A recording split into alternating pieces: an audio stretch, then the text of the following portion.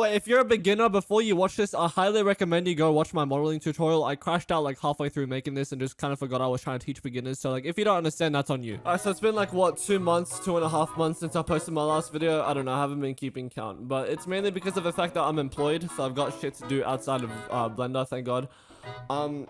Yeah, on top of that, I've just had a really shit creative block for the last 2 months, so I just can't think of anything in terms of content. But then I figured, why am I trying to think of content when people have already made hours worth of content? So I'm just going to be making content out of other people's content for the content of my own channel. I'm going to be stealing other people's videos.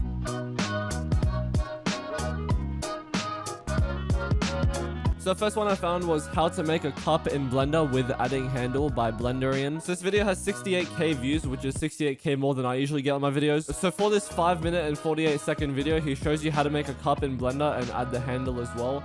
I don't know how the fuck he managed to stretch that out to almost 6 minutes, but let's do it in less than 1. So add a cylinder to your scene, and before you click anything, go to this tab in the bottom left, and you're gonna set the vertices value to 60 or above. You can keep it at the default value if you want, but this just helps it look less shit. Now press tab to switch to edit mode, and 3 to switch to face selection mode. Click the top face and press E and S to bring the face in a little bit, and then click when you're done. Now press this X in the top right to get a front view, and then while you're up there, click this circle with lines in it to switch to the wireframe view. Now I'm just gonna click this Minecraft Steve button on the left and drag this yellow plus down until it's just above the bottom of the cylinder. So now we have a cup, but it doesn't have a handle, so white women can't pull their fucking sleeve over their hands while they're holding it. So let's give it a handle. Add a torus to your scene and adjust the view so you can see the whole thing. Now here in the bottom left, you're gonna adjust the minor radius until it's just about the thickness of a cup handle. Now switch to a side view and type R90 to rotate it 90 degrees. Click the X again and then move the torus so it's halfway through the cup. Then you're gonna hold control while selecting only the part of the torus that's outside the cup. Then just delete that, and there you go, you have a cup. How long did that take? Fucking what? You know what? We have time. Let's make a fucking spoon and a dish as well. So hide your cup and add a sphere. Go back into wireframe view and delete just about half the sphere. Now scale it down on the Z axis to make it shorter, and also scale it down on the X axis to make it more narrow. Press A to select the whole thing, and then press E and S and drag inwards a bit to give it some thickness, and then click when you're done. Now just select these 4 faces and then press E and click right after. Now switch to the move tool and drag it out until it's a good length, and then press S and X and drag out to make the end a bit wider. Now just go into the modifiers tab, add a subdivision surface, switch both values to 3, and that's it. The process for the dish is literally the exact same thing, just don't narrow it and don't give it a handle, and there you go. It took me less than half of that video's length to model not just the cup but also a dish and a spoon, so this video gets 3 Lego studs out of 10 paper towel rolls.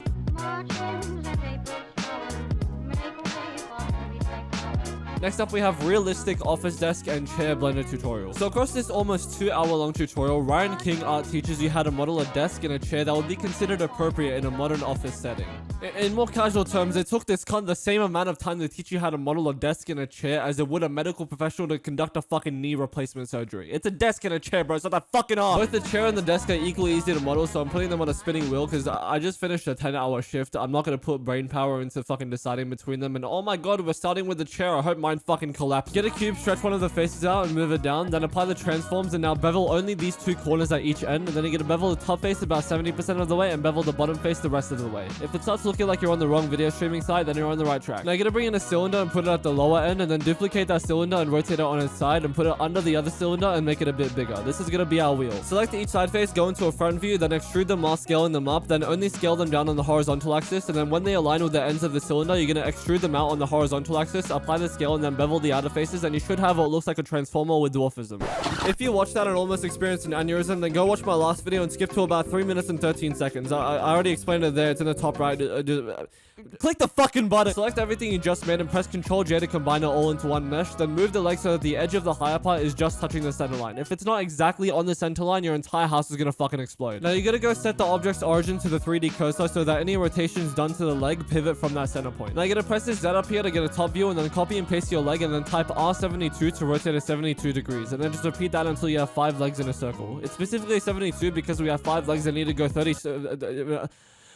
You know what, fuck. Now just put a cylinder in the middle of the leg, select the top face, bring it in, pull it up, and do that like 1 or 2 more times, and that's pretty much all the hard parts done in what, like fucking 2 minutes. Add a cube, make it shorter, apply the transforms, and now you get to bevel only these 4 edges to give it rounded corners, then bevel the top and bottom faces, and wow, we have a C. Do the exact same shit except bevel 2 of the edges the same way as before, and then bevel these other 2 edges so they make half a circle. If it's any more or less than half a circle, your auntie's dog is gonna fucking shit on your bedside table. Bevel the top and bottom again, and you're gonna rotate it 90 degrees and then move it adjacent to the bottom seat, and wow, we have back support. Now copy copy and paste the bottom seat and move the copy under the seat and scale it down a bit and do the same shit to the back part. Now we have basis for a connector. Add a Bezier curve and instantly rotate it negative 90 degrees on the x-axis. This shit spawns fucking flat. I really don't get why, but go into edit mode and shape it so that it curves from the bottom base to the back part. This part is all just fucking with it until you get it right, so good luck. The only way you can really fuck it up is if you're retarded. Then go into geometry and adjust the bevel until you think it's thick enough, and now just make it wider. Then you're gonna copy and paste that curve, go to the top view and rotate it 90 degrees, and now move it to one side of the chair. Honestly, I'm just gonna speed run the armrest. I'm fucking tired of this shit. Add a cube, stretch it out, make it shorter, then add a loop cut through the middle, bring it up, and then add a subdivision surface modifier. Now bring it to the top of the side connector. Now you're gonna select the connector, right click it, convert it to a mesh, then select both the armrest and connector, Control J to combine them. Now just copy and paste that whole thing, set the origin to 3D cursor again, go to the top view and rotate it 180 degrees. Now we have a fucking chair. I don't know. I hope the fucking CEO of Blender kills him. For the desk, obviously we're gonna start with a cube because it's a fucking, like, you know,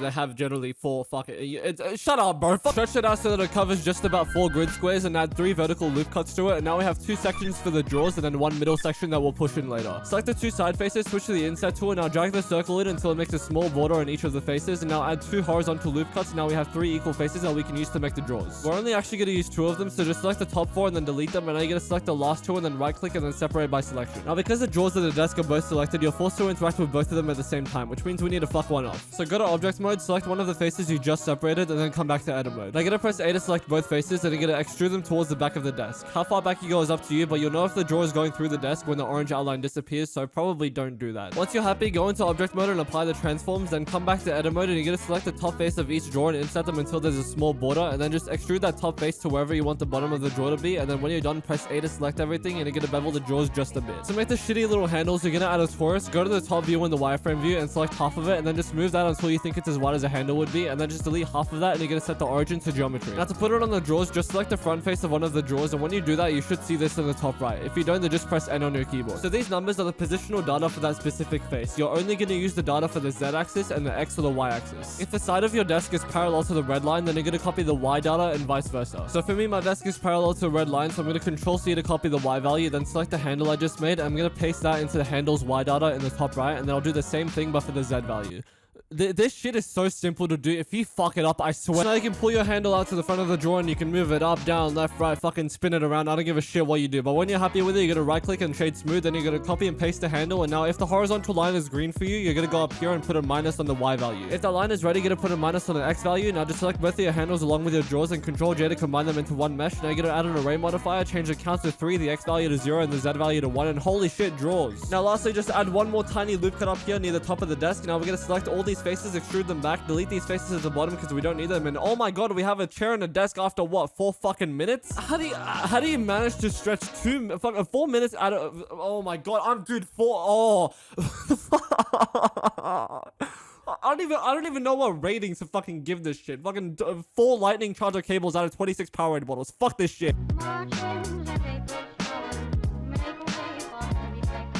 Alright, so I was looking through tutorials and I'm sorry, 5 hours. Sorry, let me 5 fucking hours for a donut.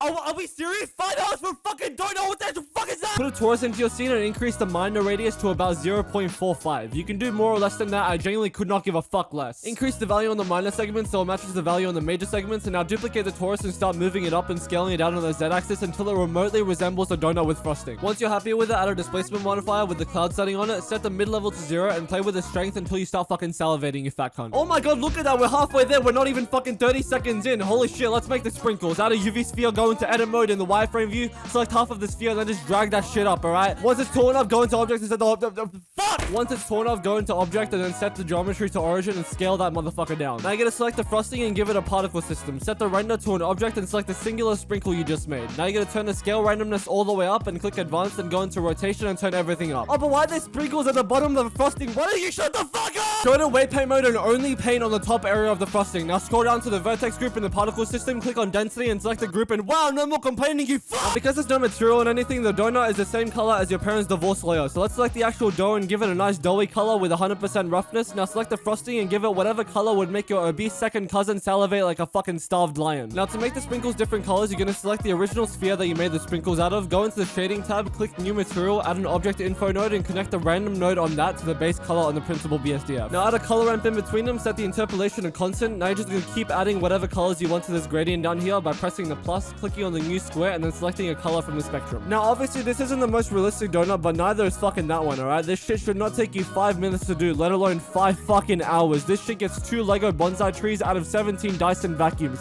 5 hours is fucking... dude, that's the whole shift at a retail job, you fucking piece of shit!